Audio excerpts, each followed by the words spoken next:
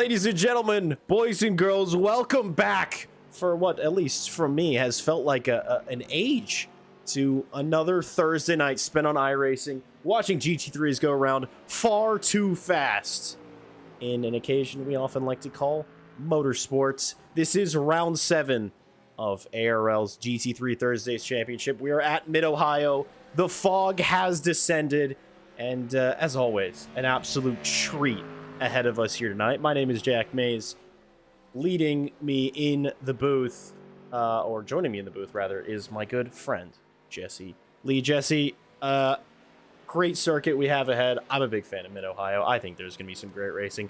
We know we have some great racing drivers ahead of us. We were just talking about the championship. It's squaring up to be an absolute stunner. How are you feeling? It sure is, Jack, and it's great to be back as well after a week hiatus. Hello to everyone out there watching at home. America's Racing League on a Thursday. It doesn't get better than this. And yeah, we were talking about the championship and how tight it is in all of the categories. In one way or another, there seems to be a fight for the podium positions, if not the outright championship. We had a feeling, Jack, when we started this several weeks ago, that this championship was not going to be one that one driver or a couple of drivers were going to be able to run away with. And that certainly has been the case. Nobody has taken the proverbial bull by the horns. A lot of players, a lot of movement every weekend, and it sets up a great race for Mid-Ohio tonight. Absolutely. I mean, 2 1/4 miles, 13 turns of undulation, narrow racetrack, and fairly old school racing. Like, Mid-Ohio's been mostly unchanged for, well, longer than I've been alive, possibly longer than Jesse's been alive, other than a few small tweaks and changes here. But it's one of the, I feel like this is like an old school calendar almost. We have a lot of new circuits, but it's been a lot of old school racing, and we have more beyond this round as well, to as we get to the end of the championship. And you know, it's been a barn burner of a season, as we say in the South, and I think it's going to continue to be that way. And rather than sort of talking about it, we'll get more into it in a few moments. Of course, qualifying coming to an end, a slightly different format this week that we weren't really able to bring you because, of course, in the 11th hour, Jesse and I both had individual but equally impactful technical issues. So that is why we're a little bit late, but we're getting the important stuff, which is the qualifying order of today's race. Piotr Chabilski, coming off of a win last week, is leading the field. David Barkley joining them on the front row, and Marie Di Pasquale up into third. Michael Hickman, your co-championship leader, just actually got bounced down to 5th by none other than Paul O'Malley. Paige Jogenbaugh is in 6th, Sam Graff 7th, Ted Piper 8th, James O'Brien in 9th. Bryce McClafferty, your AM leader and championship leader, is in the top 10 as he's been qualifying really well and racing really well. As you said, Jesse, not too long ago, he's got a promotion in his near future.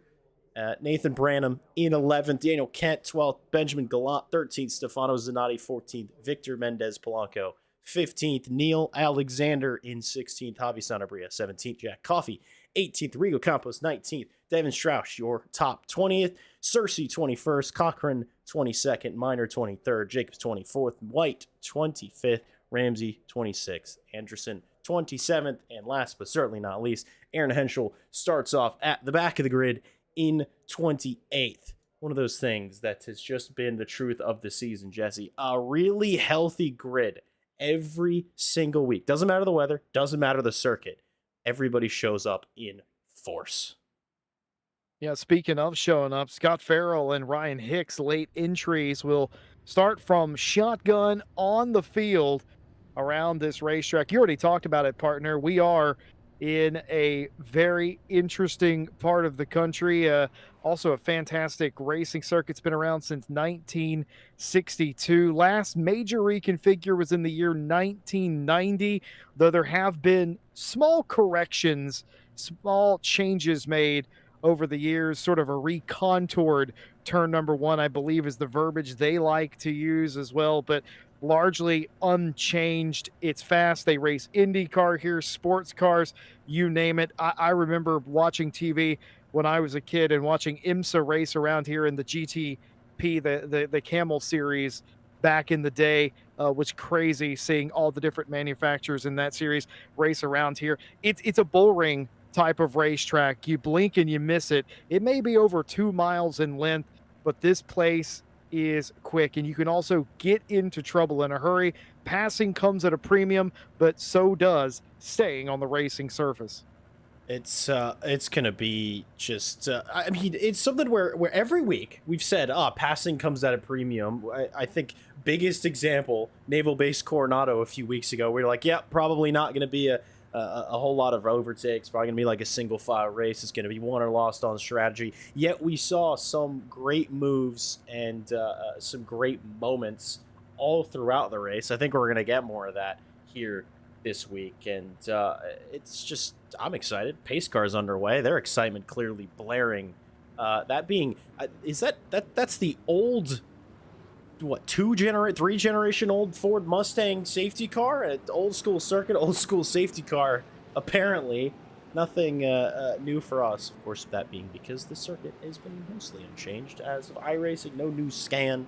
Nothing like that, but I don't know. A little bit of culture, a little bit of V8 motor, of course, leading our four top qualifying Ford Mustangs. It's, you know, there's a lot of freedom bubbling around and up into this commentary box, quite frankly, Jesse.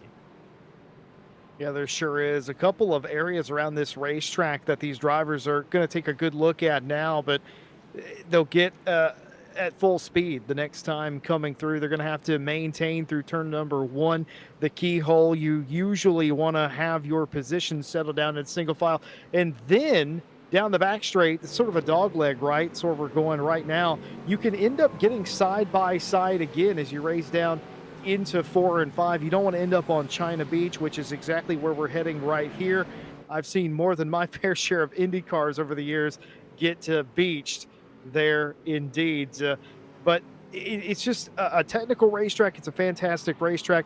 It's tough for the drivers, but it's also a course that drivers love. It is a racer's race course, and that's what makes it so special. Tonight, we're going to get to see 30 GT cars from manufacturers all over the world do battle here.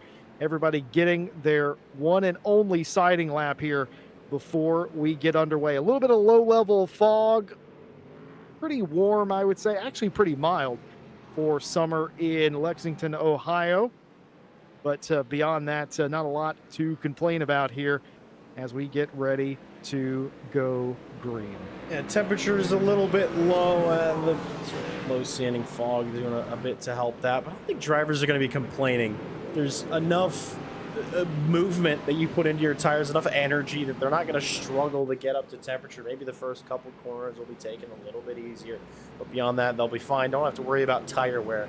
It's all focus on keeping it between the lines and keeping it on the racetrack. Piotr Shabilski, as soon as the safety car comes in, getting underway, wasting no time, not even letting everybody cycle into 2x2. Very aggressive, very committed start to the race. David Barkley getting away as well. Anne-Marie Di Pasquale all the same. The order pretty much unchanged in the top 10, and a couple of stragglers behind me, sort of late on the gun there. Just surprised by how quickly our pole sitter got underway. Weaving down the straight is Shabilski. I think I have been a little bit correct about tire temperatures, but not worrying about what's behind him, of course. Preparing himself for the race ahead. Clean all the way through the field, as we've come to know. Dogenbaugh trying for a move there into turn 4, and they're going to have to figure out their fights very early on. They're going to see, all right, here's where this driver's weak. Here's where I maybe have a bit of room to maneuver. Crash into 5. Another. Cochran and Jacobs. Ooh, coming together maybe just a bit. I think they're back moving again, sort of, but a little bit slow. Said we were off to a clean start. A little bit of nip and tuck in the midfield, but for the most part, outside of Craig Searcy, who definitely is on a started from the pit lane. Yeah. Oh, he's also been off as well, look. Yeah, he's been off, has a bit of front-end damage, so something a bit wrong. I'm wondering, for Craig Searcy, there's a chance that it was a late join, very little practice in his sight reading this racetrack. Well, that is baptism by fire right there. Certainly saw that car in the pit lane on the initial start. Now, they did immediately come out of the pit lane behind the field, but had a solo off there in the China Beach section. We've had another incident. Now, Bria has been involved with, I believe, coffee as we exit the keyhole. So, a major incident there involving at least 3 cars, and that has led to several other cars having to take avoiding action, and that has split up the pack quite a bit. It's really caused a huge effect here. Obviously, Santa Bria, of course, string of good runs in and around the midfield, and not the way you want to start the day.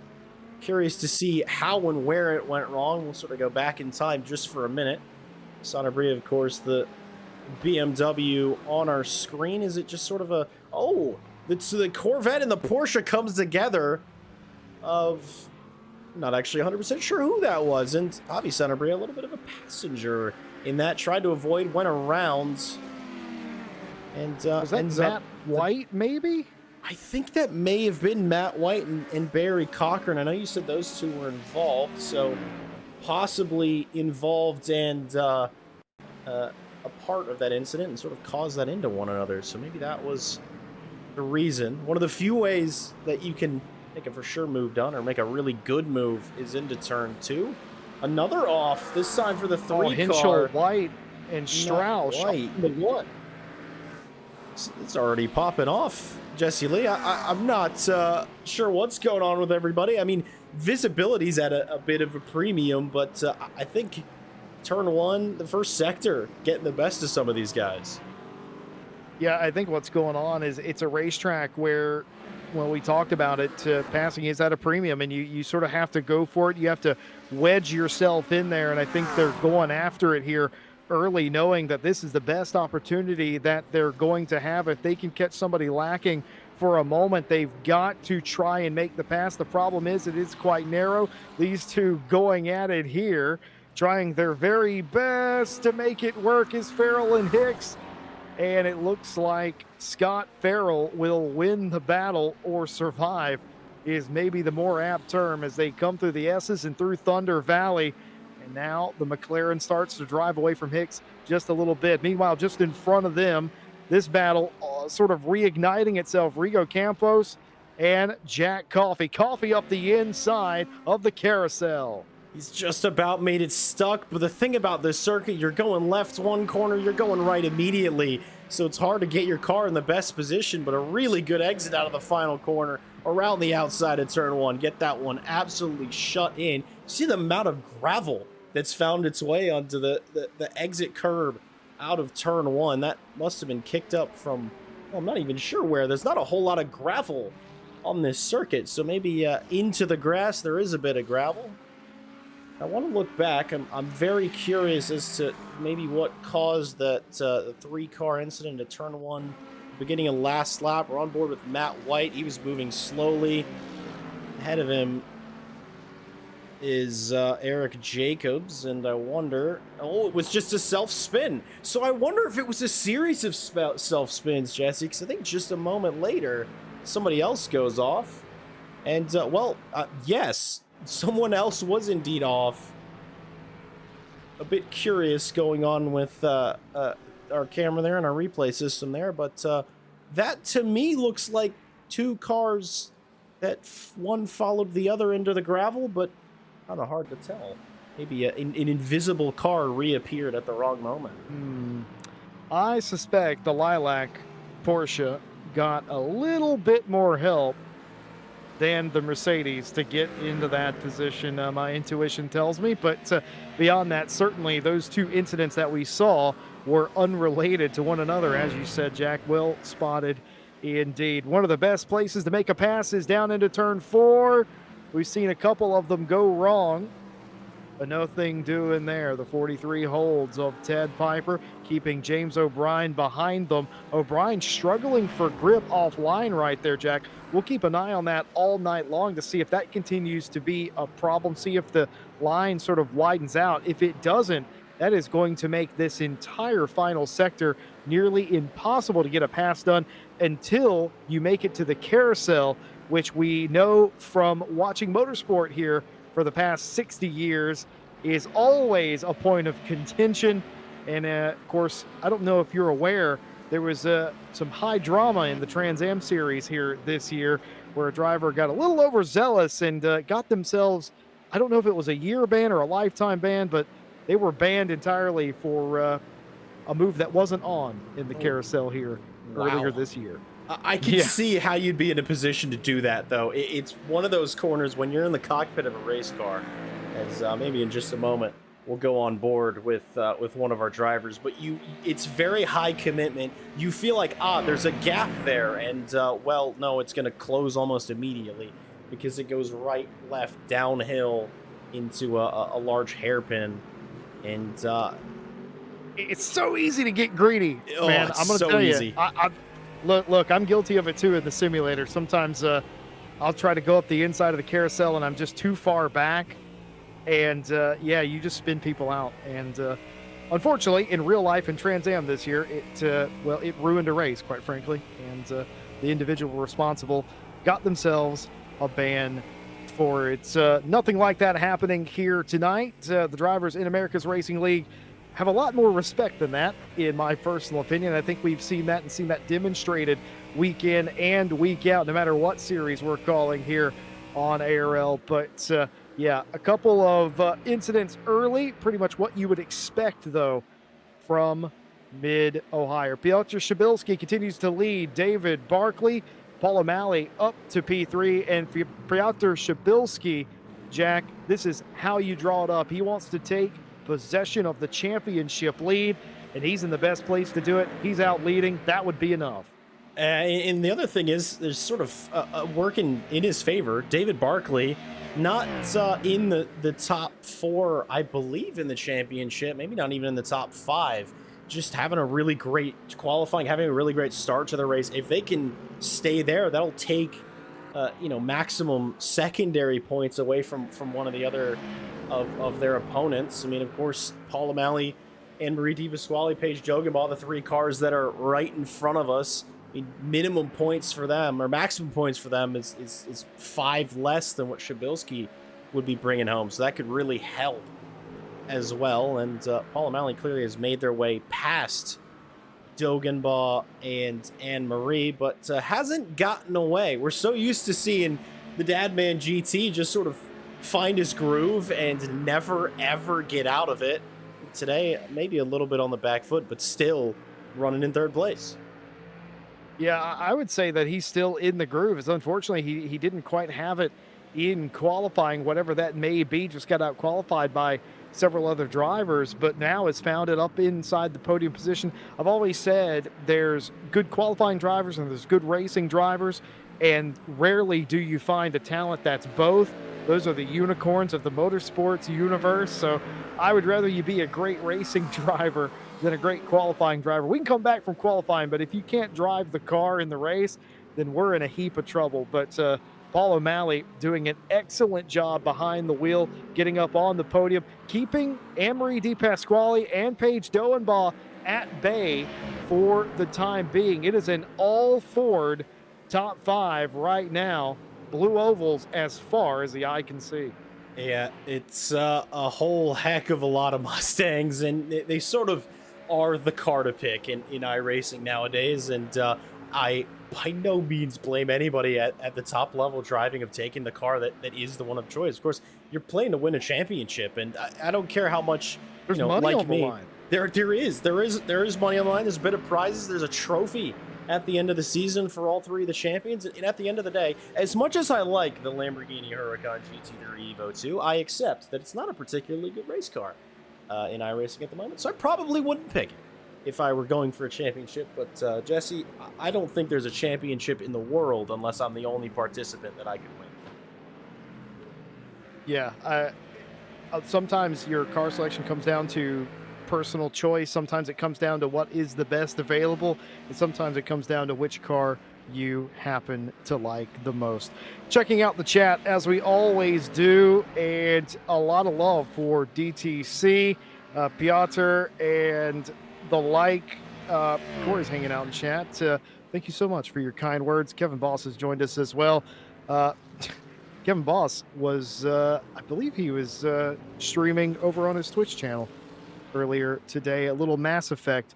Man, if I could go back and play those games for the first time again, Kevin Boss is so lucky to be able, to have that first experience of playing Mass Effect. Just a great collection of the games. But thank you all for your very kind words, and thanks for being with us here on ARL Thursday night. Myself, Jesse Lee, Jack Mays with you on Thursday. Jack, it's just good to be back and have some great racing. Oh, it's so good to be back. I've been waiting for basically about 5 weeks to be in a normal schedule, normal bit of life where I can broadcast and commentate from where I'm comfortable. I mean, the last 3 weeks, I think straight, Jesse, you know this. I've been on a Jet 2 holiday, multiple Jet 2 holidays, broadcasting Nothing beats them.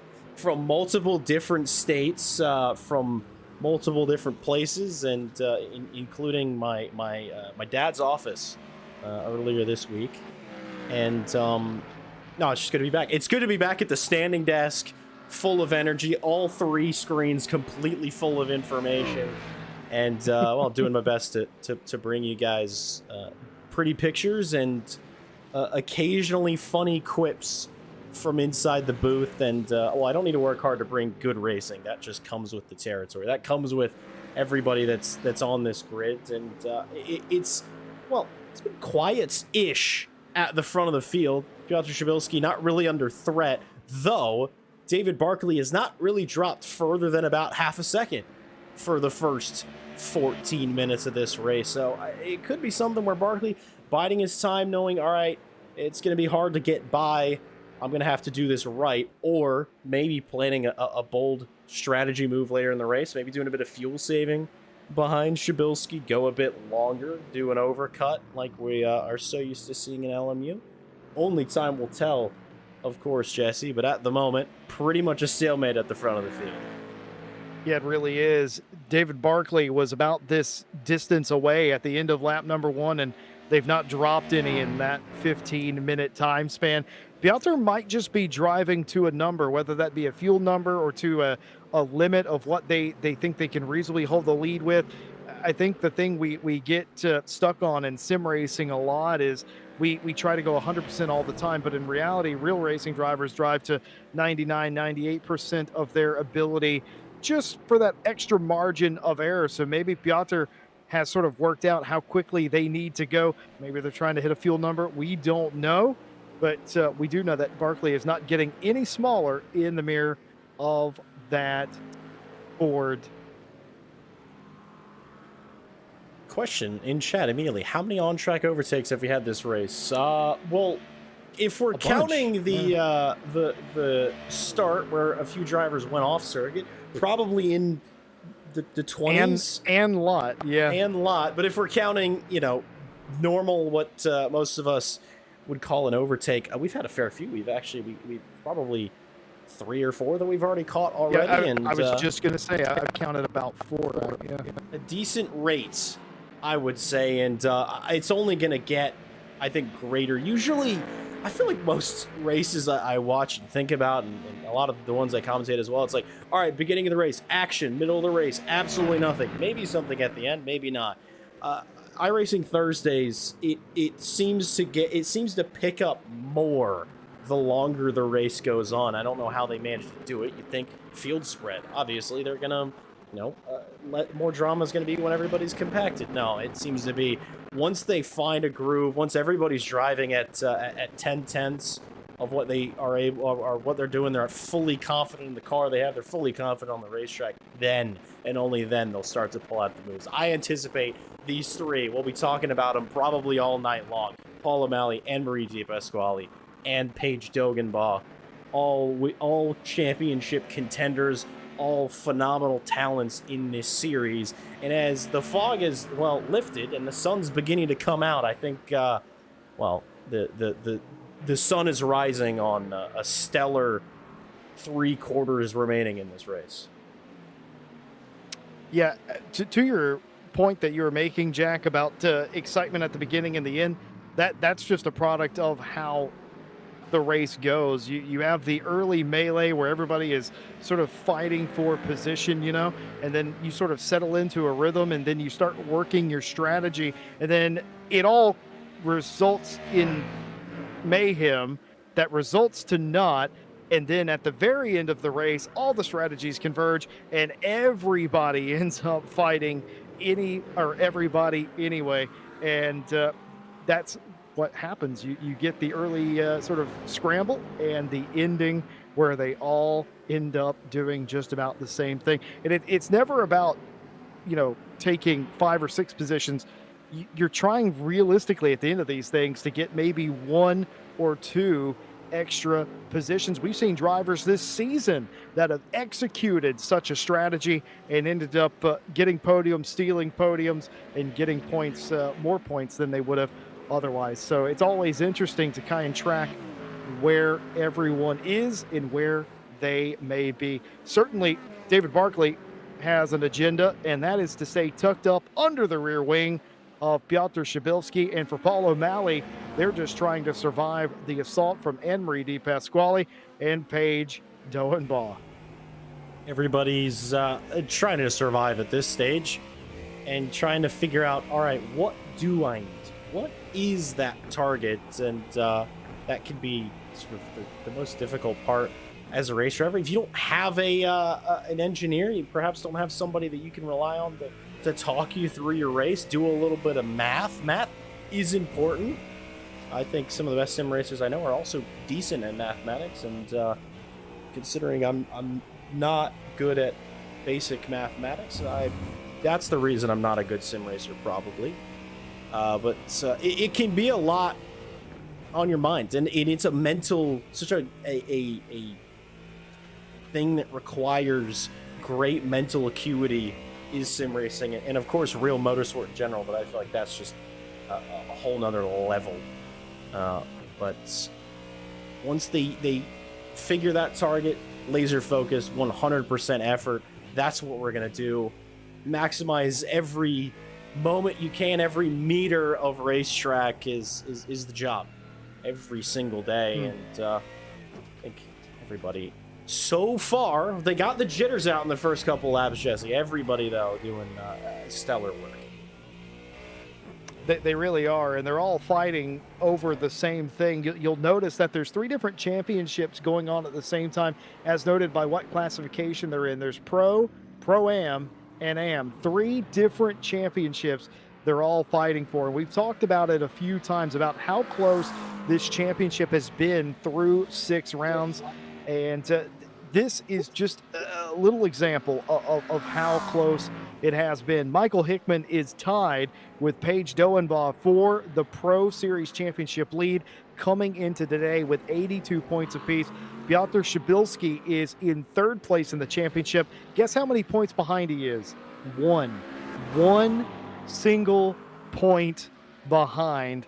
And it's only about 6 points back to Paul O'Malley for the 4th place position in the Pro Championship. It doesn't get easier if you're in Pro-Am. Stefano Zanotti's leading it by 5 points over Daniel Kent. Matthew Johnson's in 3rd, 1 point behind Kent. And oh, by the way, Johnson is tied for 3rd with Benjamin Gallant. Both those drivers on 74 points, and they're only 4 points ahead of Ted Piper in 5th place. You got to go all the way to the AM classification to get any sort of comfort, and that's Bryce McClafferty leading with 100 points exactly. David Wiggins has 67, and Craig has 61 to complete the podium there. But even Craig is only 2 points in front of Scott Farrell in the AM classification. It's still close, and we're in round 7. If a championship could be measured, success could be measured by how close a championship is, I think an A+ easily for this one right now. I mean, of course, 10 rounds in this championship. As Jesse just said, this is round 7. So plenty more time to go for the championship picture to come into clear review, though I have a sneaking suspicion that it won't be clear until round 10 0 minutes on the clock.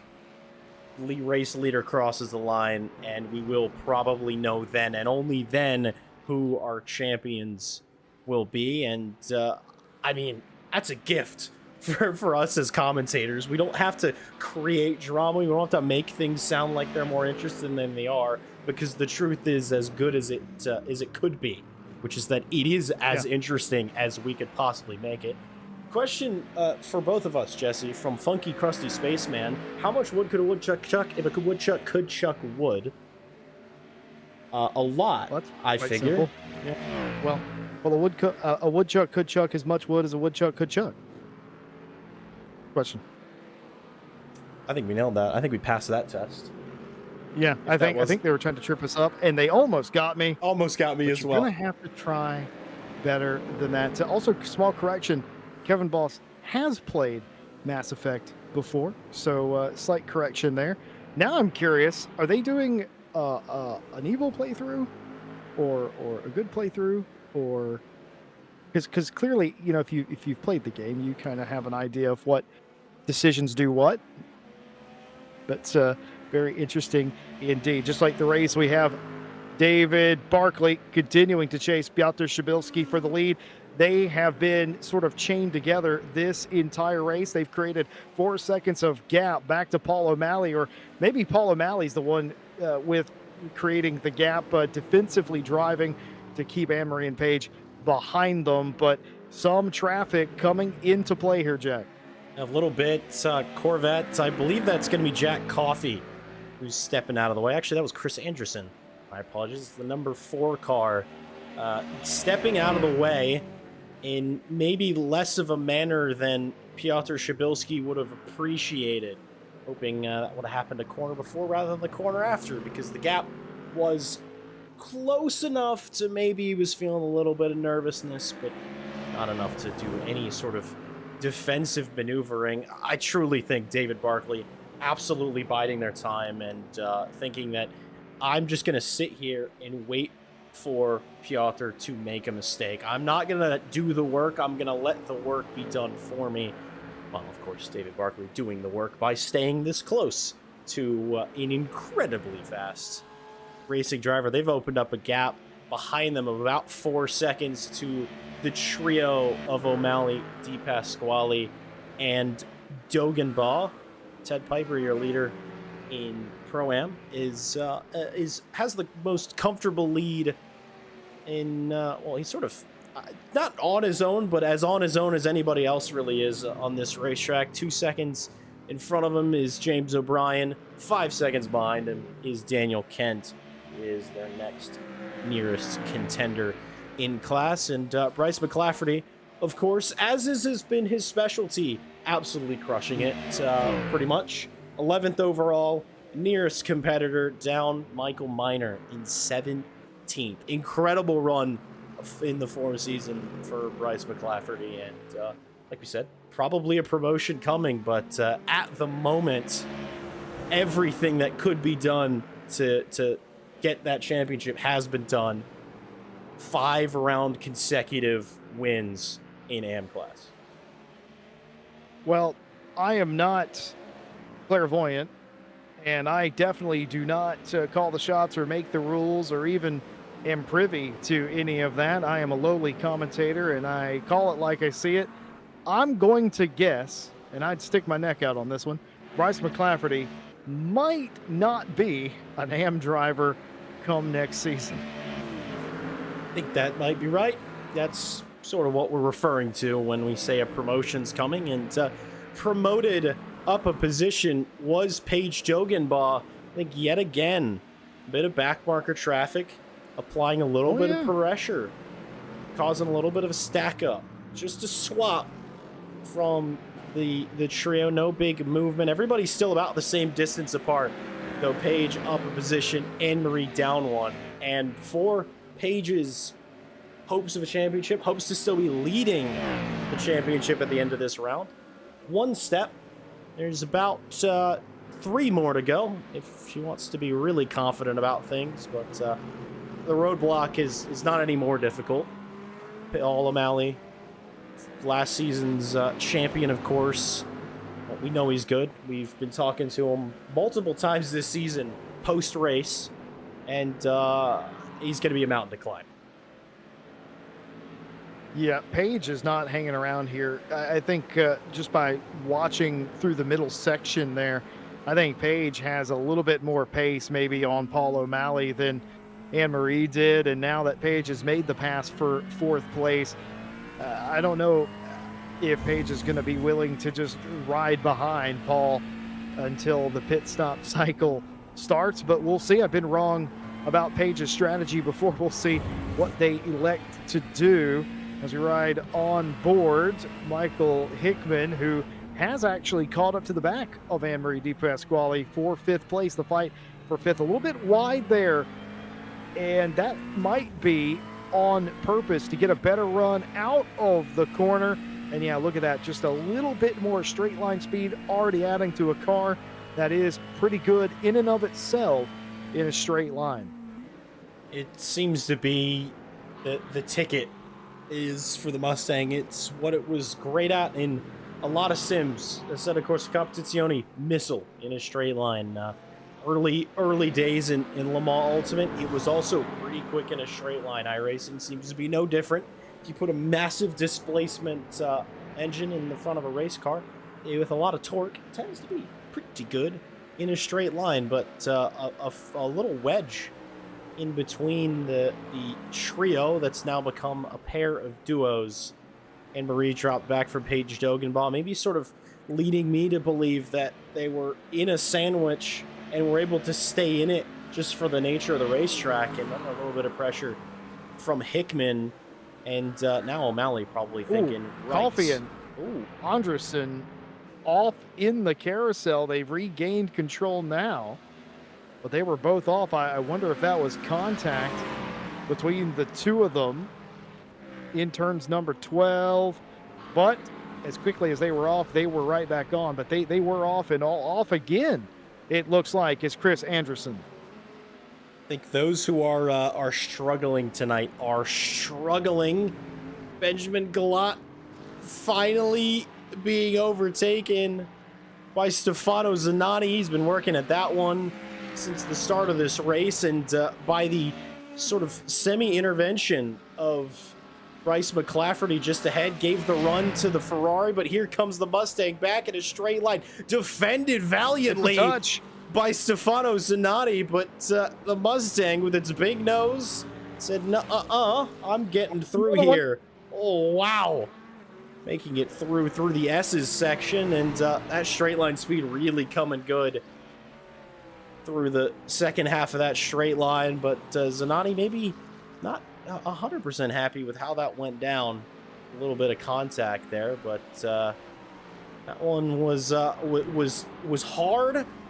I'd say probably mostly fair. Yeah, I mean, you got to get your elbows out here at this racetrack, and this is going to be a scheduled stop for Benjamin Gallant. And I kind of like that strategy. You give up the spot anyway, you might as well execute your strategy, even if it's a lap or two earlier than you were going to come in anyway. There's no reason for you to get past and then lose more time. So scheduled pit stop right there for Benjamin Gallant. Surrendered 3rd place in the class, and now will surrender further position to become the very first pitter of consequence in today's race. Everybody else continuing on. You can see several cars who have had incident today. They have already come down the pit lane. We've also had 4 DNFs: Ramsey, Henschel, Hicks, and White. All of those drivers, Jack, to my eye, are ones that were involved in lap 1 or 2 incidents early on. Yeah, and as you're reading that, the Rigo Campos has joined the unfortunate souls who have not finished this race, and also was informed via the YouTube chat by Corey that Rigo had a bit of connection issues, and by nature sent off the racetrack and now sent home as the latest retirement in this race up to the halfway mark. But I anticipate the vast majority of these drivers to go long, probably longer than we think they can. Of course, as a reminder, 75% maximum fuel load is what you can load these cars up with in this season. And that allows you to get a decent distance into the race, but never all the way through. I mean, you expect 40 odd, maybe 45 minutes with a bit of saving, depending on the circuit, depending on the day. And we'll probably see a bit of that here today. Not an incredibly high-speed circuit, not one where you're, on the throttle for long periods of time. This isn't Le Mans. In fact, could this be the polar opposite of the Circuit de la Sarthe? Maybe. It's pretty close. Not a whole lot to compare the two. But we'll see drivers going long, I think, and our leader, Piotr Shabilski, we've seen him go for some strategy swings, Jesse, in the season. I think tonight, though, he's going to be going ideally the longest. He's not going to go for an undercut. He's not going to give up his track position. Generally, as a race leader, you want to take it till you have just a couple drops of fuel in your car. Yeah, and he's also started to drive away from David Barkley right now, so that's also an added bonus. And it's not like Barkley's backing up to Paul O'Malley. Paul O'Malley's still fighting Paige Doenbaugh, and I thought that Anne-Marie was losing time hand over fist fighting Michael Hickman, but no, all four of those cars are starting to come back together. If anything, Michael Hickman is the trailing caboose on the train, as Anne-Marie Di Pasquale, she's driven back up to the back of Paige Doenbaugh as Paul O'Malley continues to defend. Paul O'Malley, he might be Gandalf the Grey. You shall not pass. I think he is the weakest link in the train. I think he's the reason that Anne-Marie and Michael Hickman were able to stay there. It's not because Paige Doenbaugh was the slower. It was simply because she couldn't get through. Maybe a opportunity here for Paige into the carousel, but not quite able to get through. You can see a little bit of grass taken in the braking zone for Paul O'Malley. A tiny moment. Paige pounced, but was not able to get through, though really close here. And maybe if she stays this close, once they get through the hairpin of turn 2, maybe she'll be able to go for it. She's going for it early. She's going for it on the brakes, forcing Paul O'Malley wide, but he's able to stick it and hook it and get a really strong exit out of the corner. A great look from Paige Doenbaugh, one that she hasn't had many of this race, but this time, not so lucky. First of all, I just want to give my hats off to Paul O'Malley and Paige Doenbaugh in the carousel. You have to trust the driver that you're racing against to not get into you in that case. And Paul O'Malley gave just enough room. Paige took the room afforded, but did not take exception, and that was excellent driving, and also excellent driving by Paul O'Malley up in the keyhole the last time through as well.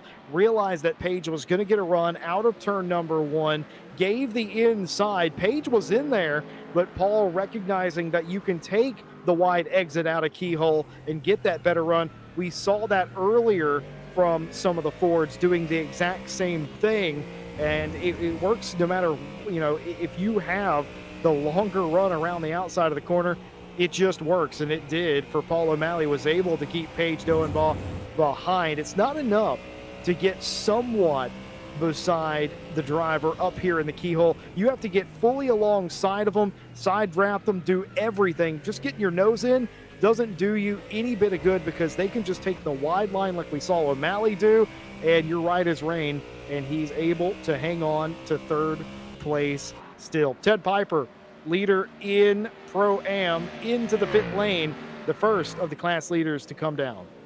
I think maybe that seems to be an interesting call. I mean, he's in the mid-pack. He did have the track semi unto himself, about 4 seconds either way in terms of gap. I'm wondering if maybe he just was running on fumes really at this point. And that's the start of the pit cycle. Maybe we'll see a lot more cars coming in the next couple of laps, or it could very well have been an undercut from Piper, and we'll see if it plays out for him once, of course, Daniel Kent, Stefano Zanatti come down pit road themselves, hopefully soon, for Ted's case. And this fight for third place is not slowed down. And fortunately, I was right when I said earlier on, Jesse, I said we're going to be talking about these three for majority of the. Well, I guess I was wrong because now it's this four. Of course, Michael Hickman's joined the fun. Yeah, Emery had a less than stellar lap. They've lost the better part of a second or second and a half to Paige Doenbaugh and Paul O'Malley, and that was in amongst while Paul and Paige were fighting each other. Another driver that's lost about a second's gap is Piotr Shabilski, continues to lead, but David Barkley, remember that gap was up over a second and a half a little while ago. It's now only about half of a second. So I don't know if Piotr is sort of just managing the race, but he's really kept David Barkley close. Or David Barkley is the one on the attack, a secondary attack here late in the stint, trying to get as close as possible before those pit stops. Either way, a lot of strategy at play here for a lot of these drivers in the top five. Yeah, strategy is the name of the game. Any great racing driver comes with a great race strategy.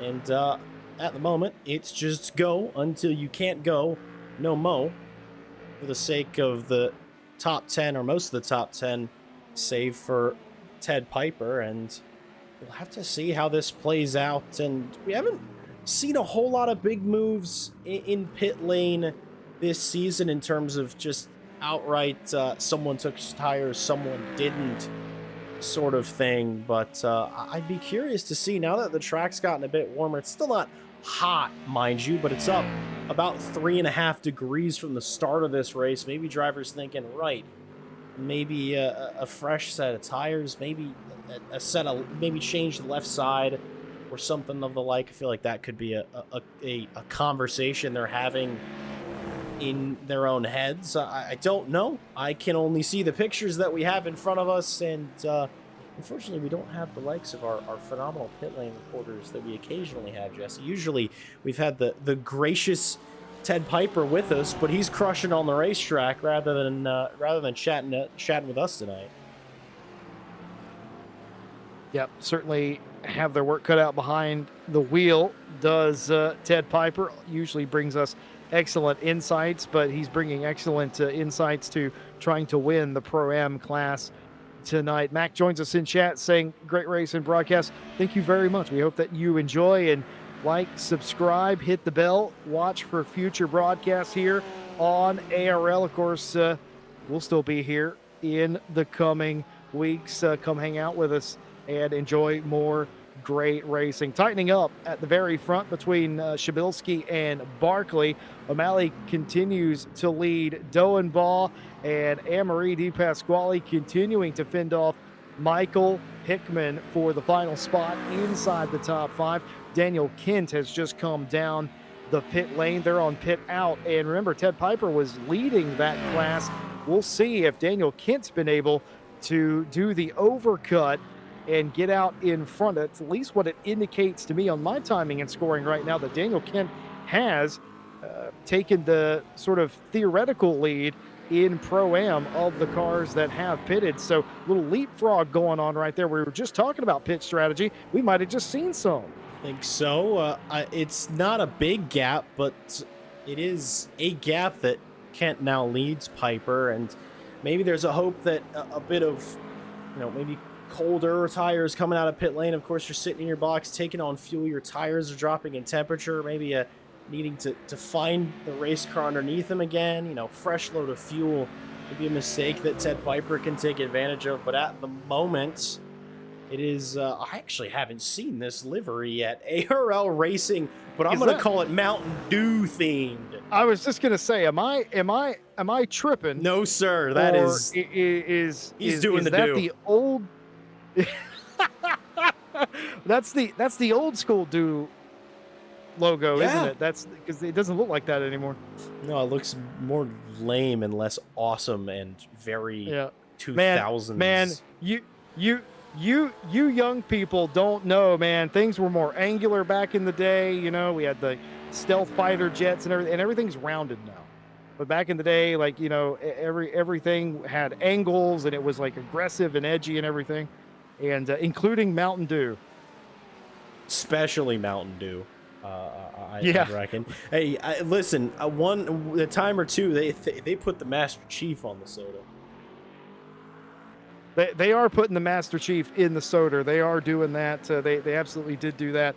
I was there. I saw it. Sam Graff continuing to fight. James O'Brien. This could get very tight, and it does. Off of the racetrack goes the number 12 of James O'Brien. This could come to blows very closely between the two of them. The Porsche around the outside says that that's enough is enough. They're going to come down the pit lane, and they're going to leave James O'Brien out on the racetrack by themselves. That got really close coming into the pit lane. Oh, that was extraordinarily tight. O'Brien committing to saying, I'm on the grass, I'm not taking my foot off of the throttle pedal, starts braking for the corner on the grass and holds it on the inside.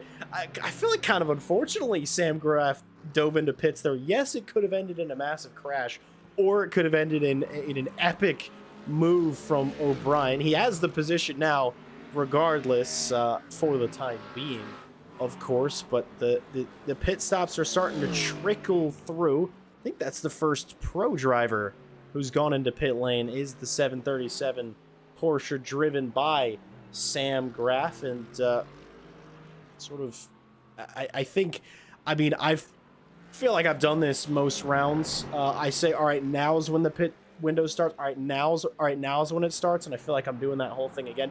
I will say, all right, here's a guarantee from me. By the end of this race, everyone will go down pit road, and that's just a fact.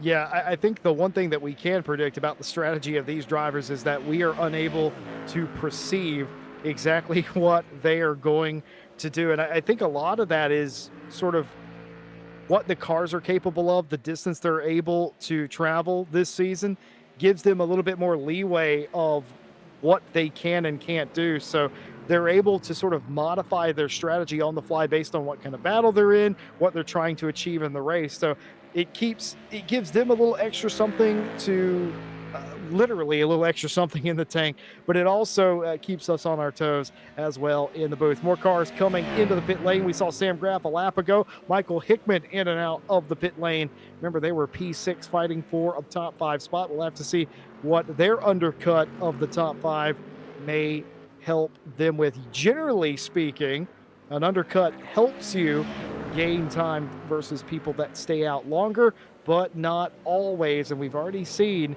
Daniel Kent use the overcut to get by Ted Piper this evening. We'll see if maybe that's a trend that continues as we continue to watch Paul O'Malley pound around the race course, holding everybody off. If he finishes third, Jack, after driving defensively for an entire hour, I mean, that would be absolutely remarkable, because I think we all agree, not quite the fastest pace in comparison to some of the other Fords, but nobody has had the pace to pass him either.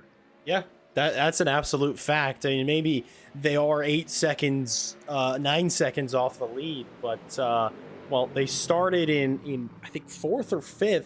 Did Paul O'Malley jumped a few spots at the race start and has not dropped a single position all the way through, even though there is a very fast Ford right on their tail. Extremely impressive work, and I think if it does hold, that would be a tail, and I think a job well done will Paul O'Malley feel at the end of this day. He'll say, yep, I think I did that about as good as I could do it. With a little bit of a slide and maybe a touch. Did Paige Dogenbaugh give into the back of Paul O'Malley? I wonder. And I think it was. Paige immediately hard on the anchor saying, that one's my bad. I'm going to let you keep that. That's now brought Anne-Marie De Pasquale back into the picture again. But now the question is, I think it was a gentle enough touch that doesn't look like there's any amount of damage on the front or indeed the rear of these cars. So maybe a little bit of an innocent mistake, maybe a little bit of impatience, and a final bit of all right, I'm running out of patience. I'm not working together with you. I'm getting ready to get by you. Goes Paige. Yeah, I don't think Paige meant to do that at all, right? And I think that's sort of indicative of how she reacted to that. By the way, class act, very sportsman-like driving right there. Just huge sportsmanship. Hats off to Paige, because a lot of drivers, I mean, you know, partner, as many races as you and I call together, we see drivers use the old chrome horn, a little bit of bump and run. and you know, they don't say as much as a sorry, but slamming on the binders immediately was Doenbaugh. If it was contact that initiated that slide from Paul, Paige reacted in the most sportsman-like way she could have possibly done. She hits the brakes, allows Paul to gather it back up, and resumes the fight. I love that about sports car racing, and I love that about ARL. We see that time and time again, week after week, that sportsmanship coming out. These drivers want to beat each other. They want to race each other, and they want to out battle each other, but they don't want to do it by getting into each other, spinning each other. They want to do it in earnest. Paige is no different, and yeah, just a class act right there. I couldn't have said it better myself. And here come all three on the same exact strategy.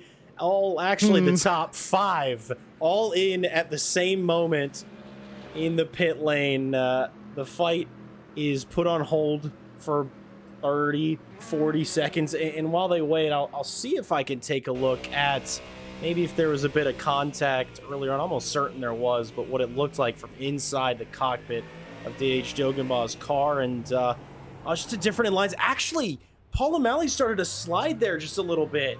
Yeah. So I mean, not that it was a little bit of a different complexion than I thought there, but I thought the slide was caused by Paige, when in actual fact, there's a chance that, I mean, Paul O'Malley could have gone around, could have stayed around, and Paige might have been the guardian angel in that moment there. That's very interesting. That was an excellent replay by you right there, because that shows us the entire tail of the tape.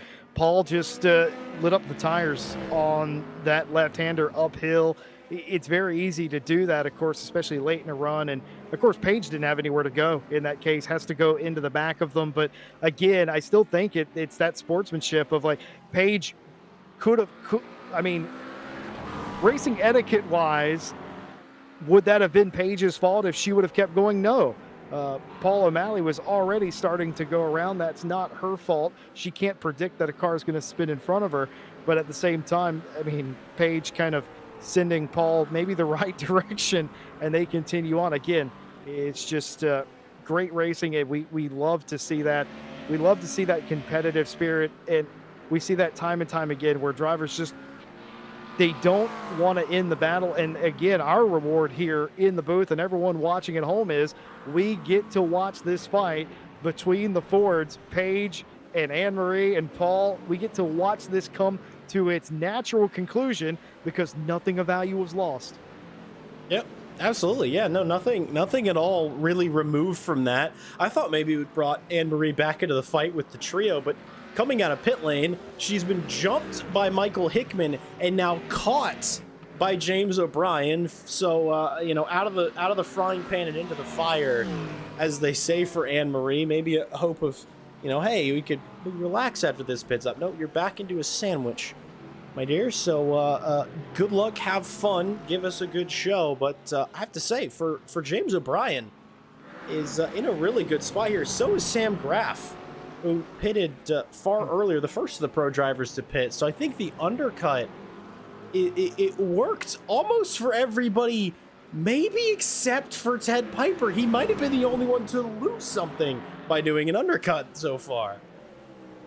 Yeah, you're absolutely right. Michael Hickman was able to use their undercut some 3 or 4 laps earlier than the rest of the top 6, and now has 5th place, has separated Anne-Marie from the quintet of Fords in the top 5. Ted Piper, of course, like you said, came out about a second or so behind Daniel Kent. The overcut, whatever Daniel Kent did, got them the lead in Pro-Am. Ted Piper has spent the last 10 laps catching back up to Daniel Kent, and in fact, they have just about closed that gap entirely. It's going to be game on here for the win in Pro-Am in the final 10 minutes. Game on indeed. The gap, you know, was a second when the pit stop was made by Daniel Kent, just 2 laps later than Piper, and now down to 3/10. They're showing that Ted, I mean, he had the pace in the first bit of the race, and he seems to have the pace now, but catching is one thing, overtaking an entirely different measure, especially at Mid-Ohio. And he's kind of running out of laps at this point. 8 minutes, 8.5 to go. Handful of chances per lap, maybe only a couple good ones, but he's really all over the bumper into the third sector. Maybe a lunge into the carousel, but I think a wiggle at the top of the hill is going to rob him of an opportunity at this moment. Though the favors can change it all. I mean, he's got to... the question is, Jesse, do you have to do the do to beat the do? Man, I'll be honest. I never quite understood the Mountain Dew ad campaign. To be completely fair, there was skateboarding, and then there was an Appalachian American fella. That's the politically correct term for it now, Jack. I don't know who can really say what was going on in the Mountain Dew campaign. Same thing with Red Bull. Who could really say what's going on in the Red Bull campaign? As well. While we talk about different brands, let's talk about the brands that help us here at ARL. A big shout out to VPG Sim Wheels, Security Solutions NW, SimGrid, Coach Dave Delta, and Crosby Stores New York. Thank you so much. You can visit them by checking the description and visiting the links below.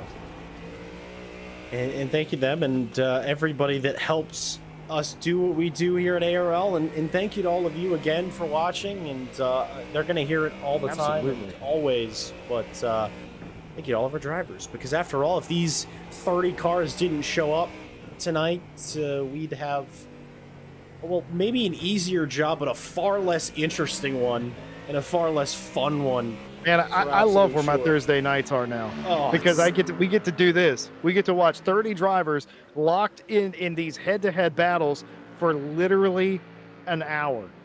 Yeah, it's great. And if you're not quite tired of hearing myself and Jesse Lee, good news, because LMU Sundays are coming back this weekend. Big Grid Sundays is back after I think almost a month-long break they took, waiting for the latest racetracks to come along so we could get a season full of Americana, of course, with the new introduction of Daytona International Speedway and WeatherTech Raceway Laguna Seca. I'm excited. We open with Daytona this Sunday. I'll be there. I hope I'll see you there at the very least, but we'll go racing also in GT3s in Le Mans Ultimate. Big Grid, great racing as well that you can pretty much catch anywhere and on ARL. And of course, like I just said, we hope to see you there. And if you want to take part, of course, everything down in the description takes you to SimGrid, americasracingleague.com, one-stop shop for all the info, Discord, SimGrid, everything you need to see. And that'll have everything you need to know about joining a grid, all the grids, everything under the sun as far as sim racing is concerned. And a moment maybe for a change within 6th place. James O'Brien tries it, but doesn't quite have it over Anne-Marie Di Pasquale. Oh, they got the toe. Sam Graff here might be in within a shout of sending it on the brakes. Di Pasquale goes defensive, holds it for the moment. And through the S's is able to get through Graff, maybe finding a nose around Mercedes, but nothing doing this time around. A little bit more lap traffic along the way might change it, but no. I have to say, Chris Anderson has I think he's mastered the art of being blue flagged, and I don't mean that as a slight in any way, because doing the right thing when really fast cars are approaching you, it can be daunting, and you can make a mistake. You can ruin a race, and he's absolutely not done that. Victor Mendez-Polanco, though, re-entering the circuit in an opportune place for Anne-Marie, because now she's got a wedge between herself and the two cars behind. Certainly so. Scary moment there for the 99 rejoining. Not a whole lot of space for them to go either way. They had to rejoin at some point, did Mendez-Polanco, but still everybody keeping their head on a swivel. No dramas there. No dramas at the front either for Piotr Shabilski. 2 seconds the gap, leading David Barkley after the pit stop. It is clean sailing. Not so much for Paul O'Malley, who still has a job to do, still trying to hold off Paige Doenbaugh for that final podium spot. All of those positions are going to further complicate the championship standings if it ends this way. What else would we expect? Daniel Kent, though, in Pro-Am, if they win this, this would be an amazing win. If anything, Ted Piper really needs to win this race to get themselves back in the prime position. Daniel Kent winning this will kind of be sort of icing on the cake for a great day as well. As it stands right now, Stefano Zanatti, the championship leader, will not get a podium today. And again, you guessed it, say it with me, folks at home, will further complicate the championship standings. I love this league. It's fantastic. I think Kent, if he wins this, will take the lead of the championship, sure, yeah. maybe by a point or two. And Stefano Zanatti will drop to second. So it's going to get closer. They might be only separated by a point. I don't know. It's just going to be complicated. And we'll obviously bring you the official finalized results next week. And it's really coming down to the wire all over the field. I'll be honest, I'm a little spoiled for choice as far as battles right now. There's a whole lot of numbers that are very small, meaning that cars are very close. We'll show some love to the mid-pack here. This is a inter-class battle, but still a battle on circuit nonetheless. Victor Mendez-Polanco, who we saw off the circuit a moment ago, now into the clutches of Jack Coffey in the final moments. Won't be worth any points. Could be worth bragging rights if Coffey gets through. And I believe, if I'm spotting, that's the Corvette's IMSA livery from Road America, maybe a few weeks prior to that as well. But that's definitely a oh, it's the IMSA throwback, isn't it? It is a throwback livery. Yes, it's the throwback to the old the C7R, I believe, possibly. I don't know my Corvette lore. I'm not as good with Corvette lore as other things. Chat will correct me, but I think it's the C4 or the C5, the old Corvette from back in the day. I'm pretty sure there's a name for that livery, but it is escaping me right now. Never going to be allowed to drive a Corvette again, I think. I genuinely, I've forgotten. It has like a specific sort of name for identification, I think. But Pretty Corvette is the name. That is an apt description indeed.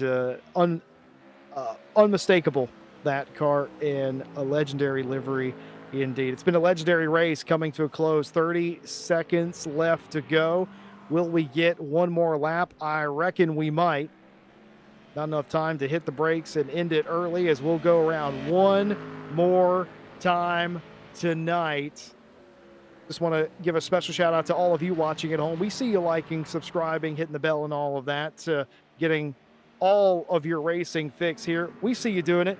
Thank you very much. One final time on behalf of everyone here at ARL. One lap to go, and absolutely right. Well spotted in chat. It is a copy of the Good Wrench livery from back in the day. You know, Dale Earnhardt Jr. and Dale Earnhardt drove that livery, believe it or not, in IMSA competition back in the day. See, I'm just not as old as you. That's just wow. Okay. Moving swiftly on from that. No, I quite frankly, I'll be honest, it's not actually because I wasn't old enough to watch it. It simply was because I wasn't really aware the motorsport existed before the age of about 19 years old. So I'm fairly new to all this. And, hold on a minute. I was going to say maybe the fight would be over. Ted Piper, the best run he's had all stints long. He's fully alongside with Daniel Kent on the inside as they head into turn number 4 on the brakes. They're dead even, but wide out goes the Mountain Dew ARL machine in the switchback. They're still side by side, but I think Ted Piper might be able to rescue this one. I will say that Piotr Shabilski has crossed the line and won the race, but this was far too exciting to miss. What a move from Ted Piper. The very end of the race comes through, and looks like he's going to run away with it to win in Pro-Am. But 1, 2, 3, Shabilsky, Barkley, O'Malley. And following that will be Hickman, Anne-Marie DePasquale, James O'Brien, Sam Graff, and something actually happened to Paige Duncanbaugh, who's now down into 8th. As Ted Piper crosses the line to take victory in Pro-Am. That one was a miss on my part. But something happened at the very end of this race for Paige, and I do have something that can be replayed. So I want to answer our queries of what occurred going around. I think this is on the penultimate lap for Paige. Nope, it was not. This was before crossing the line, after crossing the line. I didn't see, Jack, any damage. Was there perhaps the 613? Was there a drive-through that happened at the very end of the race, maybe, that could have caused that? It's a good call. I'm not sure. They could have driven off well deep into the dirt somewhere as well, because, of course, they were quite close to Paul O'Malley. Sort of hard to tell, but what we do know is Piotr Shabilsky has won it over David Barkley, with Paul O'Malley, who might be Gandalf with all that defensive driving today. Literally 1 hour of driving defensively for a podium spot. Well done, Michael Hickman. Anne-Marie DePasquale completes the top 5. Huge win for Ted Piper in Pro-Am. That's exactly what the doctor ordered, to get them back in the middle of the Pro-Am championship fight with Daniel Kent Gallant and, of course, Stefano Zanotti. All of those cars in the top 4 in Pro-Am, all 4 of those cars certainly alive and nearly deadlocked in Pro-Am for the championship. And Bryce McClafferty, of course, continues to dominate the AM category with Jack Coffey and Barry Cochran, the top 3 there as well. Just all around a great race. Multiple battles inside the top 5, a couple of them, and of course that huge pass from Ted Piper on Daniel Kent coming through the S's on the final lap of the race. What more could you possibly ask for? Briefcase full of 20s if you're offering.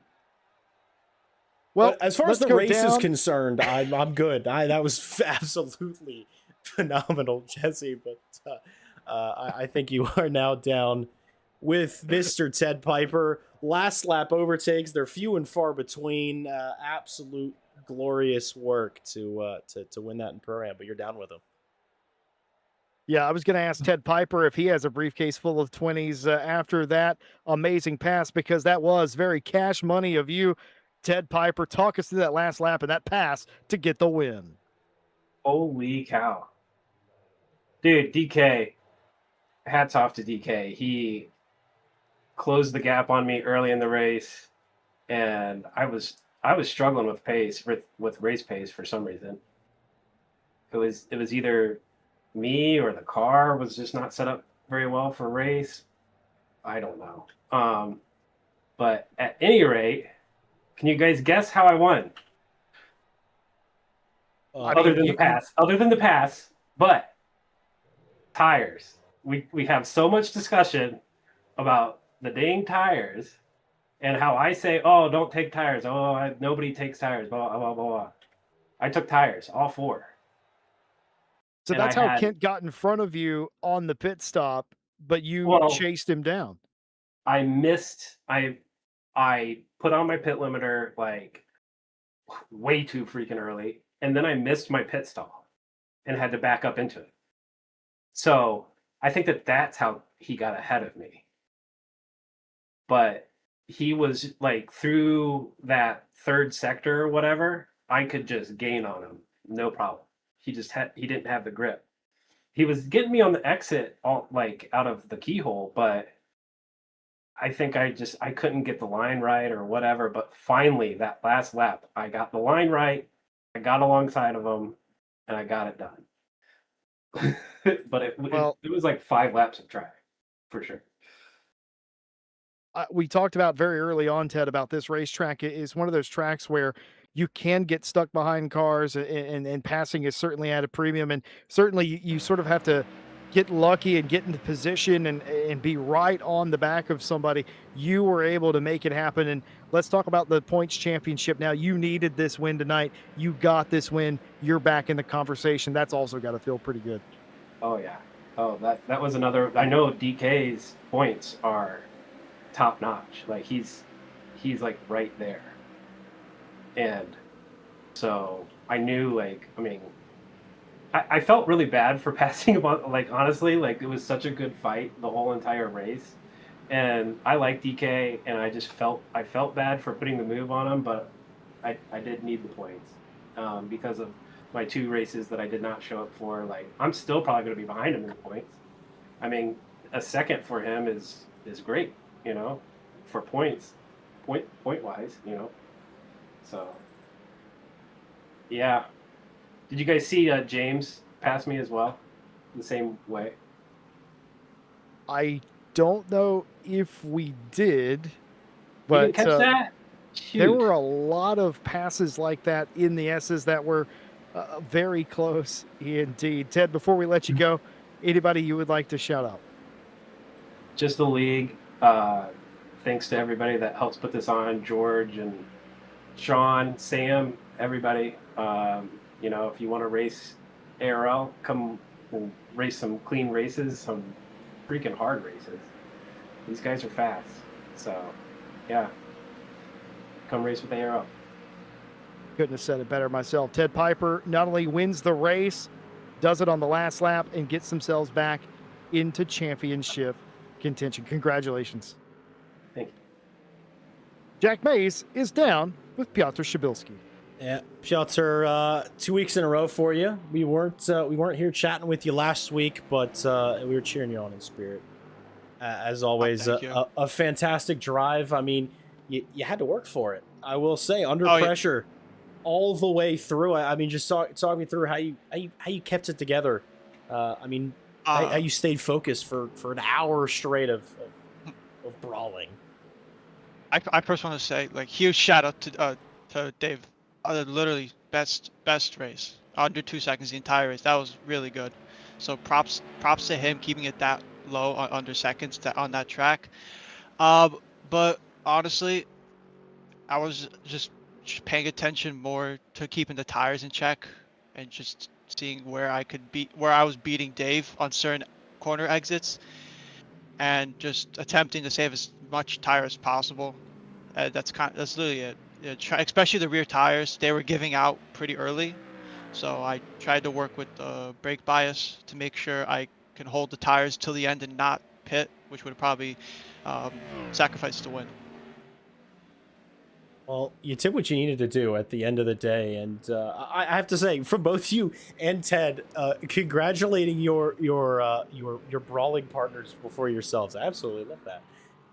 It shows that at the end of the day, we come to race, and it's more fun when we got to work for it. I feel. I mean, a win is better when you're not on your own, and you whether or not you know it. I do believe.